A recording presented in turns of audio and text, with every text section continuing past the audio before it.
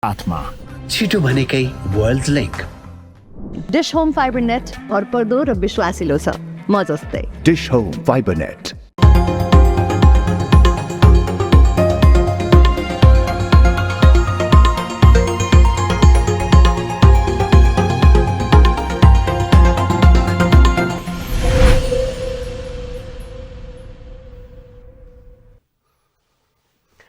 नमस्कार दर्शकवृन्द, तमु लोसारको सबैलाई हार्दिक शुभकामना व्यक्त गर्न चाहन्छौँ। गुरुङ समुदायको यो तमु लोसार आज नयाँ वर्षको दिनका रूपमा मनाउने एउटा प्रचलन छ र सार्वजनिक बिदा पनि दिएको छ सरकारले। आजको दिनमा गुरुङ समुदायका सम्पूर्ण नागरिकहरूप्रति र सम्पूर्ण सर्वसाधारणहरूप्रति चाहिँ हार्दिक शुभकामना व्यक्त गर्न चाहन्छौँ र सिङ्गो नेपाल विविध जाति, भाषा, धर्म र बहुआयामिक र बहुसांस्कृतिक हिजोको कालदेखि नै, आदिम कालदेखि नै बोकेर आएका हाम्रा संस्कार र संस्कृतिहरू विभिन्न जात जातिमा फरक भए तापनि जसले राष्ट्रियता र राष्ट्रियतालाई गोलबन्द बनाउनका निम्ति उत्तिकै महत्त्वपूर्ण भूमिका खेलेका छन्। आज तमु लोसारको गुरुङ समुदायका सम्पूर्ण आम नागरिकहरूलाई हामी शुभकामना व्यक्त गर्न चाहन्छौँ।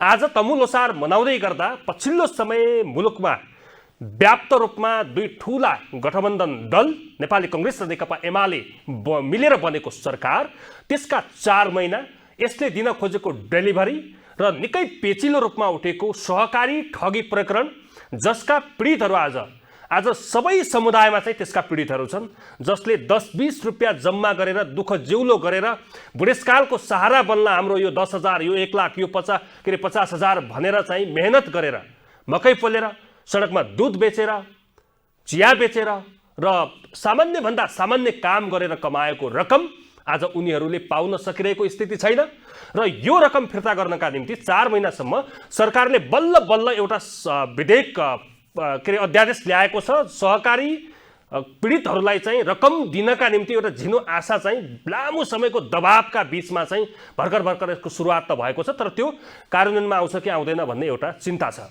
अहिलेको अवस्थामा नेकपा माओवादी केन्द्र प्रमुख प्रतिपक्षीका रूपमा बाहिर छ र नेकपा माओवादी केन्द्रले सरकारलाई तारन्तार दबाव दिइरहेको एउटा अवस्था छ।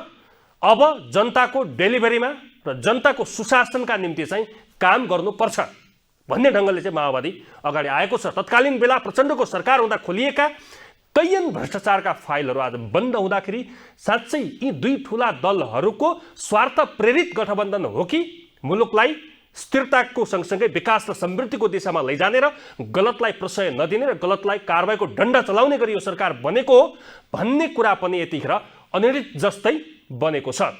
आजको दिनमा हामी समग्र सरकारको समीक्षा र विशेष गरी अहिलेको अवस्थामा चाहिँ जसरी वैदेशिक पलायन बढ्दो दरमा छ, देशमा रोजगारीका अवसरहरू अझै सिर्जना हुन सकिरहेका छैनन्, ठाउँ ठाउँमा विभेदको एउटा जुन परिस्थिति छ, यसबाट समाजलाई उन्नयनको दिशातर्फ, समाजवाद भन्छन् राजनैतिक दलहरू, समाजवादको दिशातर्फ पुँजीवादलाई परास्त गर्दै, दलाल पुँजीवादलाई परास्त गर्दै समाजवाद उन्मुख राज्य व्यवस्था र यो प्रणाली कसरी विकसित गर्न सकिन्छ भन्ने विषयमा लामो समयदेखि नेपालको राजनीतिमा आफ्नो अभिमत राख्दै आउनुभएका र लामो समयदेखि नेपालको राजनीतिलाई बुझ्नुभएका नेकपा माओवादी केन्द्रका महासचिव देव गुरुङलाई मैले स्टुडियोमा निम्ताएको छु। नमस्कार, स्वागत छ सर यहाँलाई। धन्यवाद। विशेष गरी गुरुङ समुदायको तमु लोसारको अवसरमा यहाँलाई म धेरै शुभकामना व्यक्त गर्न चाहन्छु। धन्यवाद। मेरो तर्फबाट पनि तपाईँको मिडिया मार्फत आज पुष 15 को दिन ऋतु परिवर्तनको दिनलाई केन्द्रबिन्दु बनाएर वर्ष परिवर्तन हुने गुरुङहरूको परम्परागत संस्कृति अनुसारको चाहिँ नयाँ वर्ष फेरिने दिन हो आज। यस अवसरमा नयाँ वर्षको उपलक्ष्यमा, तमु लोसारको उपलक्ष्यमा सबैप्रति चाहिँ हार्दिक शुभकामना व्यक्त गर्न चाहन्छु। आज सुदूरपश्चिमेलीहरूको पुष 15 रात भन्छन्, त्यसलाई पनि हामीले बिर्सन मिल्दैन। सम्पूर्ण सुदूरपश्चिमेलीहरूलाई पनि र देश विदेशमा छरिएका सम्पूर्ण आम नागरिकलाई पनि हामी शुभकामना व्यक्त गर्न चाहन्छौँ कार्यक्रममा। निश्चित रूपले आज पुष 15 मान्ने सबै समुदायको निम्ति, देश विदेशमा रहनुभएका सम्पूर्ण नेपालीहरूको निम्ति हार्दिक शुभकामना व्यक्त गर्न चाहन्छु। गुरुङ सर, अब हामी विषयमा प्रवेश गरौँ। आजको दिनमा सरकार स्थापना भएको असार 17 गते राति चपली हाइटमा समझदारी भयो, त्यस पछाडि 32 गते लाग्छ 31-32 गते क्याबिनेट विस्तार भयो, मन्त्री परिषद विस्तार भयो। अहिलेको यो 4 महिनासम्म सरकारले दिन खोजेको डेलिभरी र सरकारले गरेको कामलाई चाहिँ तपाईहरु वास गरिराख्नु भएको छ प्रतिपक्षमा बसेर कसरी लिनु भएको छ सुरुवात त्यहीबाट गर्छु म।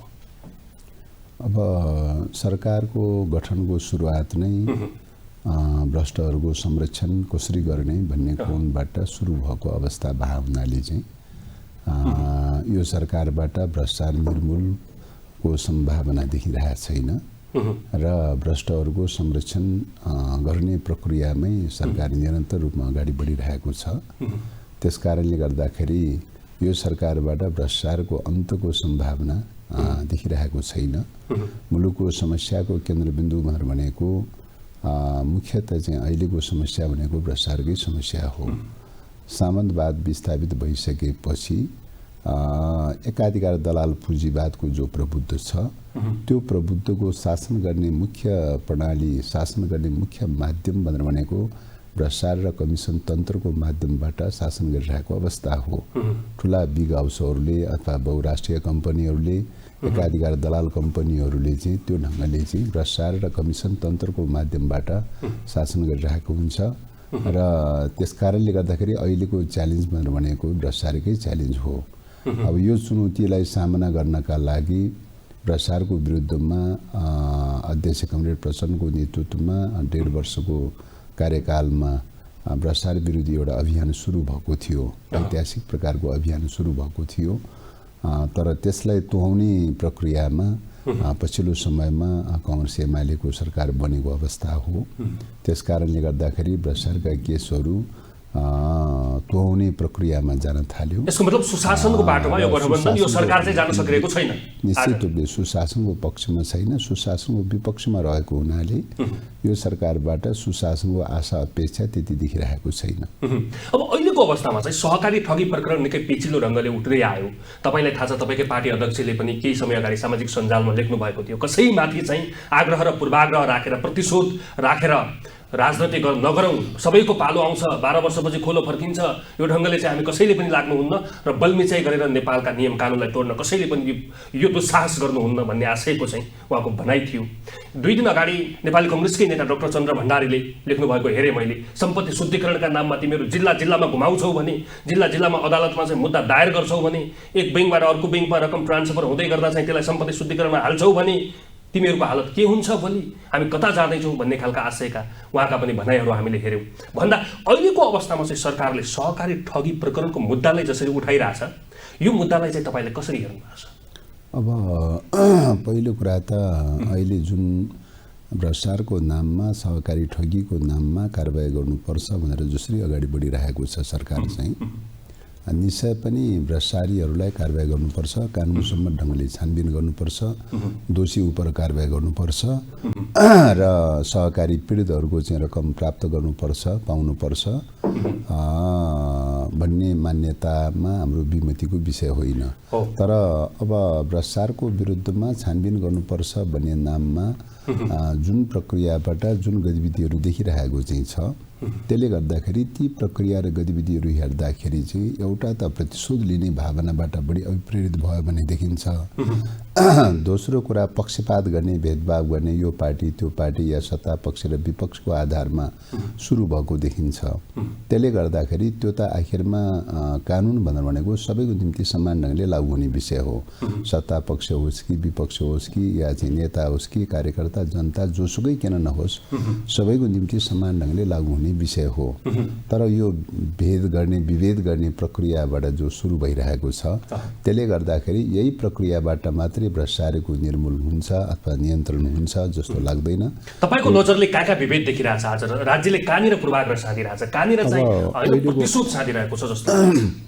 अहिलेको पहिलो कुरा त यो मतलब भ्रष्टाचारको खास गरिकन यो सहकारी क्षेत्रमा देखा परेका समस्याहरू, सहकारी क्षेत्रमा देखा परेका समस्याहरूको सन्दर्भमा एउटा बहस हुँदै आइरहेको छ। सहकारी क्षेत्रमा जुन प्रकारको अपचलनको समस्या देखा परेको छ, यसमा अधिकांशको भनाइ के छ त भन्दाखेरि चाहिँ सरोकारवालाहरू सर्वसाधारण मान्छेहरूको भनाइ पनि के देखिन्छ त भन्दाखेरि यसमा बढीभन्दा बढी ठुला दलका नेता कार्यकर्ताहरू नै बढी संलग्न छन् हैन सहकारी केसमा त्यो संलग्न छ त्यस कारणले गर्दाखेरि सहकारी निश्चित रूपले राम्रो पक्ष हो तर त्यसो हुँदा हुँदै पनि सहकारी लाई एउटा ब्याजी पुँजी सङ्कलन गर्ने एउटा प्रक्रियाबाट जसरी गयो र कतिपय स्रोतहरू लुकाउने प्रक्रियाबाट पनि गए जनताले निश्चित रूपले एउटा मेहनत गरेर पसिना बगाएर केही थोरै बचत जम्मा गरेर चाहिँ बचत गरेका छन्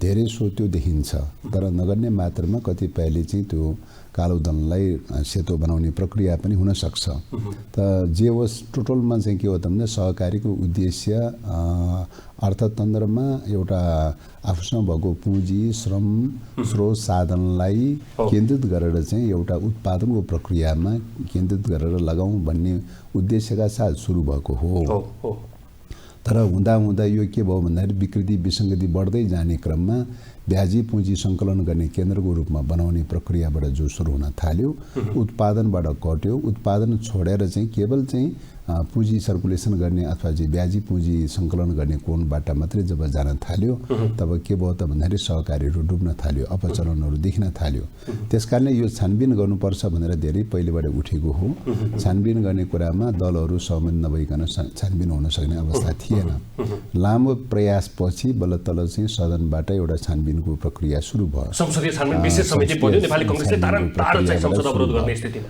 अब छानबिनको प्रक्रिया सुरु भएर छानबिनको चाहिँ तपाईले छानबिनले के देखाउँछ त भन्दाखेरि त्यसले जो निष्कर्षहरू निकालेको छ त्यो आधारमा चाहिँ सहकारीको क्षेत्रमा गम्भीरतापूर्वक सरकार लाग्नुपर्ने आवश्यकता थियो त्यसको छानबिन गर्ने प्रक्रियामा तर त्यो रूपले लाग्नुको सट्टामा विभेद गरेर चाहिँ निश्चित रूपले राजनीतिक संसदीय छानबिन विशेष समितिले अझ हामी विशेष गरी कतातिर जाउँ भने राष्ट्रसभाका सभापतिको नाम अग्रपंक्तिमा आयो किनभने उनी छोटो अवधिमा चाहिँ पार्लियामेन्टमा 21वटा सिट लगेर गए पनि रवि लामिछानेजी आज उहाँ मलाई लाग्छ 72-73 दिनदेखि कास्की प्रहरीको हिरासतमा हुनुहुन्छ 5वटै सहकारीमा गएर बयान दिनुभयो कास्की रूपन्देही काठमाडौँ चितवन पर्सामा गएर अब चाहिँ अदालतमा मुद्दा छ थुन्चेक बहस भोलि पर्सिबाट हुने भन्दैछन् भन्दाखेरि रवि लामिछानेमाथि कतै न कतै आग्रह पूर्वाग्रह देखिएको हो संसदीय छानबिन समितिको रिपोर्ट एकातिर 1.5 वर्ष अगाडि चाहिँ परेको पूरक निवेदनका आधारमा फेरि मुद्दा चलाइनुले पनि कतै न कतै चाहिँ यहाँ चाहिँ सरकार अलिकति गैर जिम्मेवार बन्यो कि भन्ने हो तपाईको भनाइ निश्चित रूपले अब यसमा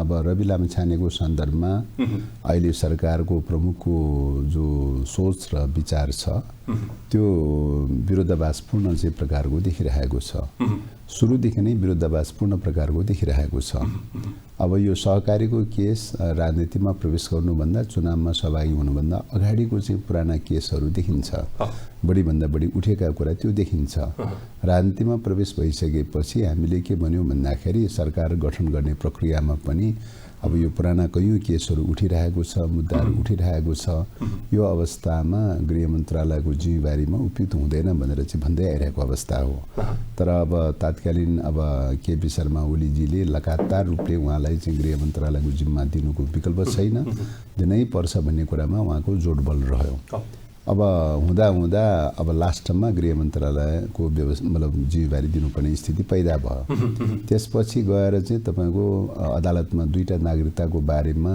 द्वैत पासपोर्टको बारेमा कुरा उठ्यो उठिसकेपछि अब मुद्दा चल्यो मुद्दा एक प्रकारले ठहर पनि भयो अब ठहर भइसकेपछि त अब त चाहिँ गृह मन्त्रालयको जिम्मेवारी त दिनुहुन्न भन्ने कुरा फेरि पनि उठेको हो पछि पनि फेरि के भयो त भन्दा उहाँको जोडबल रह्यो जसरी भए पनि गृह मन्त्रालय दिनुपर्छ भन्ने कुरा रह्यो अरू मन्त्रीहरू हुन सक्छ अरू दलका नेताहरू हुन सक्छ किन उहाँलाई नै किन त्यत्रो केस परेको अवस्थामा विधिको शासन त फलो गर्नु पर्यो अदालतको मर्यादालाई त फलो गर्नु पर्यो भनेर चाहिँ बहसहरू भए तर पनि स्वीकार्य भएन दोस्रो पटक पनि फेरि चाहिँ गृह मन्त्रालय बनाउने कुरा भयो त्यसपछि अर्को चाहिँ सहकारी केस सम्बन्धी छानबिन गर्ने प्रक्रियाको सन्दर्भको कुरा उठ्यो अब उठ्दाखेरि अब प्रधानमन्त्रीज्यूले मतलब अहिलेको प्रधानमन्त्रीज्यूले लगातार रूपले त्यो बेलामा सहकारीको चाहिँ छानबिन सम्बन्धी हुन सक्दैन केस हुन सक्दैन भनेर चाहिँ लगातार रूपले चाहिँ उहाँको विरोध रहँदै आयो चाहिँ छानबिन गर्नुहुन्न भन्ने कुरामा रहँदै आयो कयौं समयसम्म डेडलक पनि भयो अरू सबै दलहरू लगभग सहमत भइसके तर पनि उहाँ सहमत हुनु भएन हैन।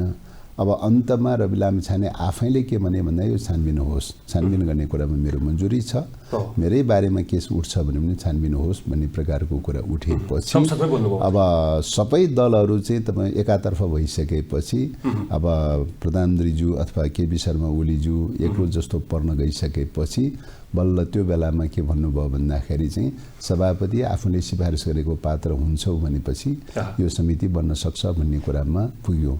ल ठिकै छ, सभापति उहाँले भनेकै सिफारिसलाई स्वीकार गरेर चाहिँ अनि चाहिँ समिति बनाउने भन्ने कुरामा पुगेको हो। त्यसकारणले यस्तो प्रक्रियाबाट आइरहेको अवस्था हो र त्यो समितिले रिपोर्ट दियो। रिपोर्ट दिने क्रममा के भन्यो भन्दाखेरि चाहिँ सहकारीको सन्दर्भमा रवि लामिछानेको सन्दर्भमा जे जस्ता कुराहरू उठेका चाहिँ छन् त्यसमा त ठ्याक्कै चाहिँ सहकारी सम्बन्धी प्रमाणहरू त केही पनि देखिँदैन, उनी सेयर होल्डरको कुरा पनि देखिँदैन, उनी पदाधिकारीको पनि देखिँदैन, सिधै सहकारीबाट लेनदेन गरेको पनि त्यस्तो केही देखिँदैन भनेर समितिको प्रतिवेदनले त्यो देखियो।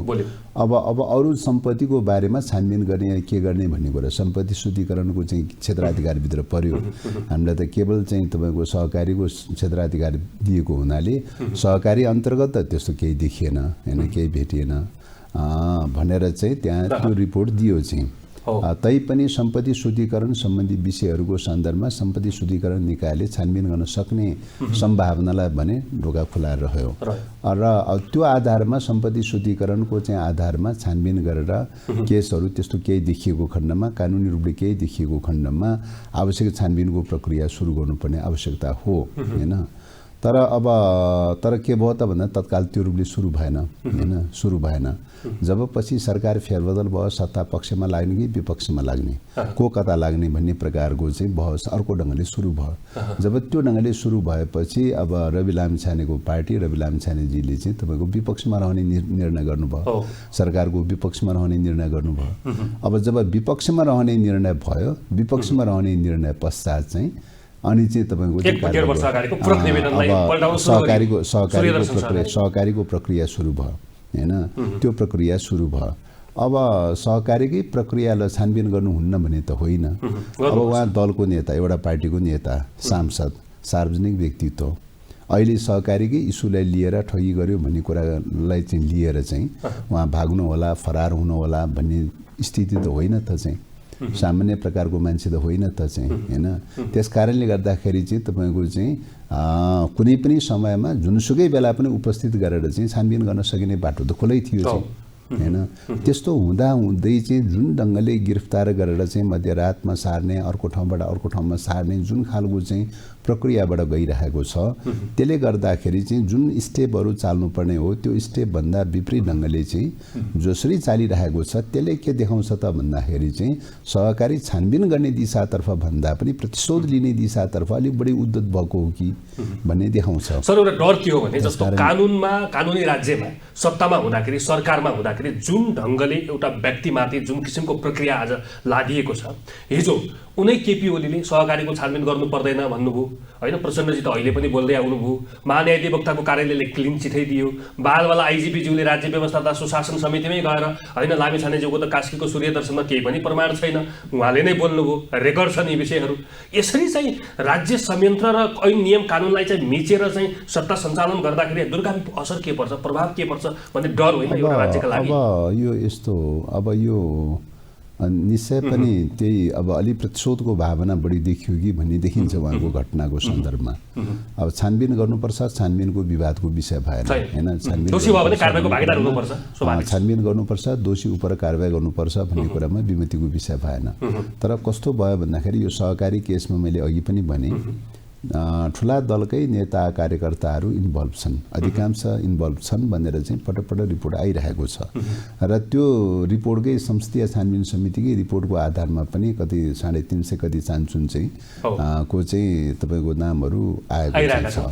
अब राजनीतिक दलका नेताहरू, सत्तारूढ राजनीतिक दलका नेताहरूलाई चाहिँ कुनै कारबाहीको दायराभित्र ल्याउन नपर्ने, जापान काण्डले पनि त धेरै प्रश्नहरू त उठायो, छानबिन गर्न नपर्ने अब विपक्षमा लागेको छ भन्ने कुराको आधारमा मात्रै छानबिन गर्नुपर्छ भन्ने नाममा जुन प्रक्रिया चलाइरहेको छ त्यसले भेदभाव र पक्षपात देखियो हैन। कानुन सबैको निम्ति समान ढङ्गले लागू हुन्छ हुनुपर्छ, तर उहाँका काम कारबाहीहरू विभेदपूर्ण देखियो। नेकपा एमाले भित्रकै शीर्ष नेताहरूको नाम जोडिएको छ, अब समिति सभापति बन्नु भएको छ, कङ्ग्रेस भित्रका पनि भाइरल पोस्टमा हैन पदाधिकारीको नाम जोडिएको छ, कारबाहीको प्रक्रिया थालिएन। आम जनताले त प्रश्न उठाए नि त सर, त्यो थालिरहे मतलब त्यस्तो देखिन्छ। त्यस कारणले गर्दाखेरि अब यहाँसम्म कि तपाईँको पूर्वको चाहिँ तपाईँको 1 नम्बर प्रदेशको अब आन्तरिक मामिला मन्त्रीको अब मेन के अरे तपाईँको तस्करीको केसको सन्दर्भमा हैन, जापानिज चाहिँ तपाईँको चाहिँ एयरपोर्टमा त्यहाँको इमिग्रेसन अफिसले बकाइदा साथ चाहिँ प्रमाणित गरेर पठाएको छ। 24 घण्टा हिरासतमा राख्यो हैन। दोस्रो के छ भन्दाखेरि उहाँ आफैले पनि त्यो कुरा स्वीकार गर्नुभएको छ हैन। तेस्रो कुरा उहाँले पठाएका भनेर भनेका लगेका भनेर भनेका मान्छेहरू कति 12-13 जना चाहिँ थुनामा चाहिँ छन् भनेपछि यतिका धेरै तथ्यहरू प्रमाणहरू हुँदाहुँदै पनि मुद्दा नचल्ने प्रकारको जो निष्कर्ष निकालिएको चाहिँ छ, यसले गर्दाखेरि यो त हदै पक्षपातको पराकाष्ठ भयो हैन। न्याय क्षेत्र पनि यति धेरै प्रभावित रहेछ भन्ने कुराको चाहिँ राजनीतिक रूपले यति प्रभावित रहेछ भन्ने कुराको एउटा सबुत हो भन्ने लाग्छ। त्यसकारणले यस्ता खालका परिघटनाहरू छन्। अब अर्को कुरा भुटानी शरणार्थीको सन्दर्भमा बेचन झाले बयान दिएको भनेर त्यही बेलामा सार्वजनिक रूपले आएको विषय के थियो त भन्दाखेरि चाहिँ बुढा नीलकण्ठ पनि सोझिएको छ, बालकोट पनि सोझिएको चाहिँ छ। अब त्यो रूपले बयान दिएर चाहिँ तपाईँको चाहिँ बयान मतलब पोला सुरु भएको छ भनेर भनिरहेको अवस्थामा रातारात सरकार परिवर्तन पश्चात चाहिँ के भयो त ती सबै बयान चयनहरू फेर्ने प्रक्रिया पनि सुरुवात भयो। त्यसले गर्दाखेरि खुलेआम रूपले नाङ्गै ढङ्गले जुन खालको प्रक्रिया सुरुवात भएको चाहिँ छ, अब एवं प्रकारले चाहिँ तपाईँको चाहिँ कुराहरू उठिरहेको छ। कम्बोडियाको प्रश्न उठिरहेको छ, स्विजरल्यान्डको प्रश्न उठिरहेको छ। त्यो के हो भन्ने कुरा चाहिँ छानबिन गर्नुपर्छ। अब राज्यका अङ्गहरूबाट छानबिन गर्ने, सत्य तथ्य पत्ता लगाउने, अनुसन्धान गर्ने हैन, त्यो ढङ्गले पो जानु पर्थ्यो चाहिँ। त्यसो नगरिकन चाहिँ जुन ढङ्गले बोल्यो अथवा प्रसारण गर्यो भन्ने कुराको आधारमा जसरी कारबाहीको प्रक्रिया सुरु भयो दुर्गा प्रसाईमाथि, त्यो त प्रतिशोध लिने गर्न खोजे जस्तो देखिन्छ। त्यस कारणले गर्दाखेरि यो सबै कुराहरू हेर्दाखेरि चाहिँ भ्रष्टाचारलाई लुकाउने, छिपाउने हैन, त्यसको विरोधमा बोल्नेहरूलाई कारबाही गर्ने उल्टो चाहिँ हैन, यस्तो खालको चाहिँ देखिरहेको हुनाले भ्रष्टाचारको विरोध होइन कि उल्टो त्यसलाई रक्षा गर्ने, संरक्षण गर्ने त्यस्तो देखिन्छ। अब मिनबहादुर गुरुङको भाटभटेनीको जग्गाकै प्रश्नको बारेमा पनि जग्गा लेने दिन गर्न सक्छ अथवा चाहिँ के अरे दान दिन सक्छ, ठुलो विषय होइन। तर मिनबहादुर गुरुङ सम्पत्ति शुद्धिकरणको केसमा राज्यको निगरानीमा अनुसन्धानमा रहेको अवस्था छ, छानबिनमा रहेको अवस्था छ। छानबिनमा रहेको अवस्थामा उनको सम्पत्तिको शुद्धिकरणको बारेमा क्लिन नभइकन चाहिँ त्यो प्रश्न नभइकन चाहिँ लेनदेन गर्दाखेरि त त्यो त एमालेसँग पनि जोडियो त, सत्तारूढ पार्टीसँग पनि जोडियो। त्यस कारणले यो सबै कुराहरू के देखिन्छ भन्दाखेरि चाहिँ अब यो छानबिन के अरे गर्नुको सट्टामा, दोषी उप कारबाही गर्नुको सट्टामा त्यसलाई छिप्ने, छिपाउने, अब त्यसको विरोध गर्यो भन्ने नाममा एमालेका नेताहरूमाथि कारबाही गर्ने, अब यस्तो खालका चाहिँ जो देखिरहेको छ भ्रष्टाचारको चिन्तन र सोचले कहाँ कहाँ पुग्दो रहेछ, कति नोकरसाही र कति निरङ्कुश ढङ्गले, कति प्रतिशोधको भावनाले जाँदो रहेछ भन्ने कुराको एउटा सजीव उदाहरण हो भने पछिल्लो समय नेपालका कम्युनिस्ट पार्टीहरूमा नेतृत्वको आलोचना गर्दाखेरि, नेतृत्वलाई चाहिँ रिझाउन नसक्दाखेरि कारबाहीको डन्डा बर्साउने र अझ भनौँ कतै न कतै चाहिँ नेतृत्वलाई रिझाउन नसक्दाखेरि उसको नजरमा परिराख्ने तपाईँकै पार्टीभित्र पनि कैयन विषयहरू आउँछन्। आज कम्युनिस्ट चाहिँ ध्रुवीकरण भन्दा विखण्डनको दिशामा जसरी अगाडि आयो नेपालको हकमा, नेकपा एमाले भीमरावलमाथि चलाएको कारबाहीको डन्डालाई लिएर चाहिँ तपाईँको आफ्नो एउटा कम्युनिस्ट नेता, लामो समय नेपालको कम्युनिस्ट राजनीतिमा चाहिँ उभिएको एउटा नेताको हैसियतले एउटा विवादास्पद छविको व्यापारीले त्यत्रो दोस्रो लार्जेस्ट पार्टीलाई चाहिँ जग्गा दान गर्नुहुन्न, हामी आफै बनाउन सक्छौँ भन्ने व्यक्तिलाई चाहिँ कारबाही गर्नु भनेको यो कुन हदसम्म कम्युनिस्टहरू अर्थात् ती पार्टीहरू अगाडि गइरहेका छन्, यसले के सन्देश प्रवाह गर्छ? यो त्यही त अब तपाईँको भ्रष्टाचारीको चिन्तन प्रवृत्तिले मान्छेलाई यति हदसम्म निरङ्कुश बनाउँदो रहेछ भन्ने कुराको उदाहरण हो। भ्रष्टाचारीलाई छोपछाप गर्ने क्रममा त्यसको बारेमा बोल्ने, टिका टिप्पणी गर्नेहरूमाथि डन्डा बर्साउने भनेर भनेको एक प्रकारको निरङ्कुश चरित्रको उपज हो।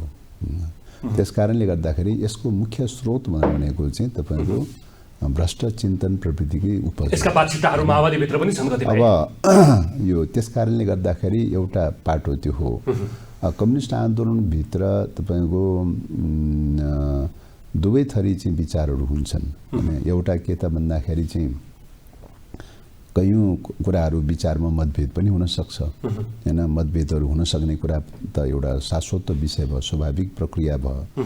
वर्गीय समाजकै धरातलबाट कम्युनिस्ट पार्टी बन्ने भएको हुनाले चाहिँ स्वाभाविक ढङ्गले विचारहरूमा विविधताहरू आउन सक्छ।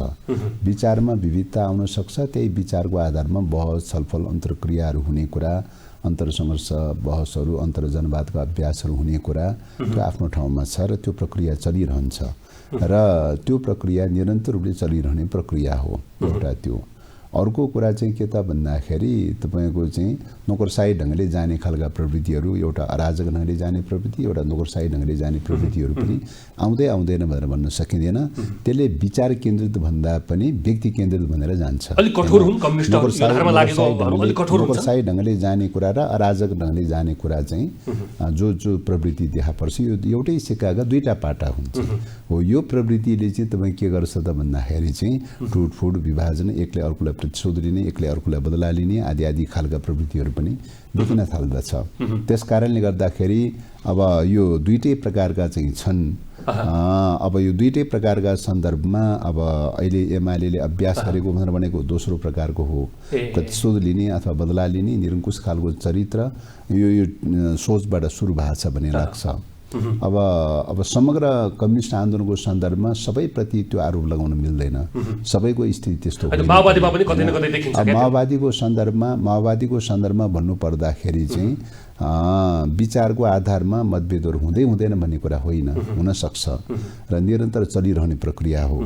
त्यस क्रममा कतिपय टुटफुट र विभाजनहरू पनि भए हैन। त्यो चाहिँ तपाईँको त्यहाँसम्म जानु उपयुक्त थिएन भन्ने पनि हिस्ट्रीले पुष्टि गर्दै ल्याइरहेको चाहिँ छ। मतभेद हुँदै जाने क्रममा मतभेद अन्तर पार्टी भित्रै चाहिँ व्यवस्थापन गर्ने हो कि या चाहिँ अलग पार्टी बनाएर जाने भन्दाखेरि त मतभेद हुने बित्तिकै अलग पार्टी बनाउने, मतभेद हुने बित्तिकै अलग पार्टी बनाउने प्रक्रियाबाट जाँदाखेरि त के हुन्छ त भन्दाखेरि चाहिँ त्यसले त कम्युनिस्ट पार्टी त बन्दैन, कहिले पनि बन्दैन भन्ने कुरामा जान्छ हैन। त्यस कारणले गर्दाखेरि चाहिँ यो चाहिँ मतभेद हुने बित्तिकै अलग हुने खालको प्रवृत्ति पनि भेटिक छ हैन। कम्युनिस्ट आन्दोलनमा यो प्रवृत्ति अलिकति हाबी भएको अवस्था हो। त्यसले गर्दाखेरि नेपाली कम्युनिस्ट आन्दोलनमा बढी चाहिँ विभाजनका श्रृङ्खलाहरू देखा परे, यो भेटिक छ। त्यसकारणले एउटै पार्टीभित्र रहेर नै तपाईँको जति पनि मतभेदहरू हुन्छन् अन्तर्जनवादको अभ्यास गर्दै छलफल बहस गर्दै जानुपर्छ भन्ने कुरा नै हो। त्यसो भएको हुनाले त्यही रूपले अवलम्बन गरिरहेको अवस्था छ। माओवादीले चाहिँ विगत कालमा जे जस्ता सीमाहरू रहेको भए तापनि आगामी दिनमा अबका दिनमा चाहिँ यो अलग थलग प्रकारको होइन। चाहिँ मतभेद जे जति हुन्छ पार्टीभित्रै अन्तरसङ्घर्ष अन्तर्जनवादको प्रक्रियालाई अभ्यास गरेर जानुपर्छ र बृहत रूपमा चाहिँ कम्युनिस्टहरूलाई एकताबद्ध गर्दै लैजानुपर्छ भन्ने मान्यताबाट गइरहेको छ। त्यसकारणले माओवादी विभाजनको दिशातर्फ होइन, विखण्डनको दिशातर्फ होइन, पुनः एकीकरण गर्दै पुनः बृहत रूपमा एकताबद्ध गर्दै लेफ्टहरूको बिचमा ध्रुवीकरण र बृहत एकताको प्रक्रियाबाट अगाडि बढ्ने पहल गरिरहेको छ। त्यस कारणले गर्दाखेरि चाहिँ माओवादी पार्टी नेतृत्व अध्यक्ष कमरेड प्रचण्डको विचार यी सबै कुराले के देखाइरहेको छ त भन्दाखेरि चाहिँ ओलीजीमा देखा परेको सङ्कीर्णता, जडता र एकले अर्कोलाई निषेध गर्ने प्रकारको नोकरसाही ढङ्गले जाने प्रकारको चिन्तन प्रवृत्तिबाट माओवादी टोटली मुक्त छ र बृहत एकता, बृहत ध्रुवीकरण, बृहत रूपले एकताबद्ध भएर जानुपर्छ। जति पनि मतभेदहरू देखा पर्छ त्यो अन्तर पार्टी जनवादकै अभ्यासको प्रक्रियाबाट गएर हल गर्नुपर्छ भन्ने प्रक्रियामा गइरहेको छ। त्यसकारणले यो अहिलेको सन्दर्भमा माओवादी पार्टीको सन्दर्भमा तपाईँले भने जस्तो चाहिँ कुरा चाहिँ लागू हुँदैन। एउटा अलिकति पेचिलो प्रश्न पनि छ यो जनस्तरबाट नागरिकको एउटा आवाज पनि के छ भने पछिल्लो समय चाहिँ युरोप भ्रमण सकेर परराष्ट्र मन्त्री आर्जु राणा देउबा भारत पुग्नुभयो। नेपाली दूतावास, भारत स्थित नेपाली दूतावासले आयोजना गरेको भोजमा नेकपा एमालेका उपमहासचिव र पूर्व परराष्ट्र मन्त्री प्रदीप गेवालीजी पनि टुप्लुक्क त्यहाँ भोजमा चाहिँ हामीले देख्यौँ। जुन कुरा प्रधानमन्त्रीको चाँजो मिलाउन भ्रमणको भन्ने आयो धेरै सञ्चार माध्यममा, यद्यपि उहाँहरूको पूर्व निर्धारित कार्यक्रम भनेर चाहिँ बोल्नुहुन्छ अहिले पछिल्लो समय चाहिँ। यो प्रक्रियाले भारतप्रतिको नेपालको आजको सम्बन्ध एउटा पाटो र अस्ति भर्खरै लिपुलेक कालापानी लिम्पियाद र नाभे गुन्जीकुटी हाम्रो भूमि हो भनेर बोल्नु भएका अहिलेकै बहालबल्ला प्रधानमन्त्री जसले चुच्चे नक्सासम्म सार्वजनिक गर्न भ्याउनुभयो 72 सालको नेपालीको शरीरमा लागेको माटो टकटकिन पाएको थिएन। भारतले गरेको नाकाबन्दीको चाहिँ नेपालीले आम रूपमा चाहिँ सामना गरे। यस सम्पूर्ण प्रक्रियालाई हेर्दाखेरि चाहिँ भारतप्रतिको नेपाल सम्बन्ध र चाहिँ त्यो माथि त्रिदेशीय सीमामा भएको चीन भारतको सम्झौतालाई चाहिँ कसरी विश्लेषण गर्न सकिन्छ सर? अब पहिलो कुरा चाहिँ यो त्रिदेशीय बिन्दु भनेर चाहिँ जो चाहिँ लिपुलेखको सन्दर्भको कुरा छ। अब यो निश्चित रूपले हो यो 2015 मा चाहिँ सन् 2015 मा चीन र भारतको बीचमा एउटा लिपुलेखको विषयले लिएर एउटा पर्यटकीय मार्गको रूपमा चाहिँ आउजात गर्ने एउटा बिन्दुको रूपमा चाहिँ समझदारी गरे र त्यही बेलादेखि विरोध भएको थियो कि यो बेठिक भयो। यो नेपालको भूमिमाथि भारत र चीनको बीचमा मात्रै अलग्गै ढङ्गले सम्झौता गर्ने कुरा यो बेठिक छ। त्यसकारणले यसको रिभ्यू गर्नुपर्छ, पुनरावलोकन गर्नुपर्छ भनेर त्यही बेलादेखि कुरा उठेको अवस्था हो हैन। त्यो अझै पनि त्यो पुनरावलोकन भएको छैन। बीचमा कोभिडको कारणले गर्दाखेरि त्यो नाका बन्द भयो, आवाजावत बन्द रहेको अवस्था थियो। अहिले कोभिड पछाडि चाहिँ फेरि त्यो नाका खुलाउने भनेर चाहिँ अहिले भारत र चीनको बीचमा फेरि सहमति समझदारी गरेको भनेर चाहिँ मिडियाहरुमा आइरहेको छ। यो फेरि पनि बेठिक गरे भन्ने लाग्छ। 2015 मा गरेको मिस्टेक फेरि पनि दोहोऱ्यायो भन्ने देखिन्छ। त्यसकारणले यो विषयलाई लिएर कूटनीतिक तहबाट गम्भीरतापूर्वक वार्ता गर्नुपर्छ, संवाद गर्नुपर्छ र यसलाई कूटनीतिक तहबाटै हल खोजिनुपर्छ भन्ने लाग्छ। त्यसकारणले गर्दाखेरि यो विषयको बारेमा पनि सरकारले ध्यान केन्द्रित गरेर सरकारकै तर्फबाट कूटनीतिक तहबाटै यो समस्या समाधान गरिनुपर्छ भन्ने लाग्छ। तर सरकारको तर्फबाट कूटनीतिक तहबाट यो विषयमा पहल गरेको बोलेको अहिलेसम्म थाहा पाइएको छैन। त्यसकारणले हाम्रो आग्रह हो कि सरकारको तर्फबाट अविलम्ब चाहिँ कूटनीतिक पहल थालनी गरियोस् भन्ने हाम्रो आग्रह हो। चाहिँ पहिलो कुरा त्यो। दोस्रो कुरा चाहिँ तपाईको अब अब नेपाल सरकारको परराष्ट्र नीतिको अहिलेको सरकारको परराष्ट्र नीतिको सन्दर्भमा पञ्चशीलको सिद्धान्तलाई अंगीकार गरेर संयुक्त राष्ट्रको बडापदर र पञ्चशीलको सिद्धान्तलाई अंगीकार गरेर जसरी चल्नुपर्ने हो त्यो मान्यतातर्फ गइरहेको छैन।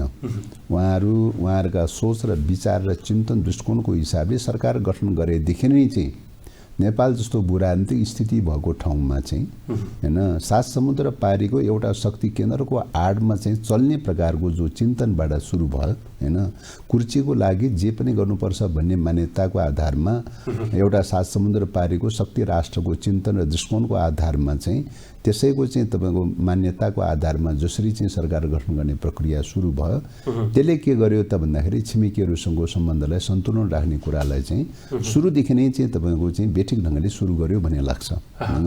त्यसले गर्दाखेरि अब यो स्थिति चाहिँ जो बढ्दै गयो यदि यही स्थिति बढ्दै जाने हो भने तपाईको सात समुद्र पारीको चाहिँ तपाईको चिन्तन दृष्टिकोणको कोणबाट हेर्दाखेरि नेपाललाई चाहिँ यो भूरान्तिक स्थितिमा उत्तर र दक्षिणलाई भिडाउने द्वन्द्व मचाइदिने नेपाललाई एउटा क्रीडास्थलको रूपमा प्रयोग गर्ने हैन सके युक्रेन जस्तो एउटा भूमि बनाउने त्यो खालको स्ट्र्याटेजीबाट गाइडेड छ।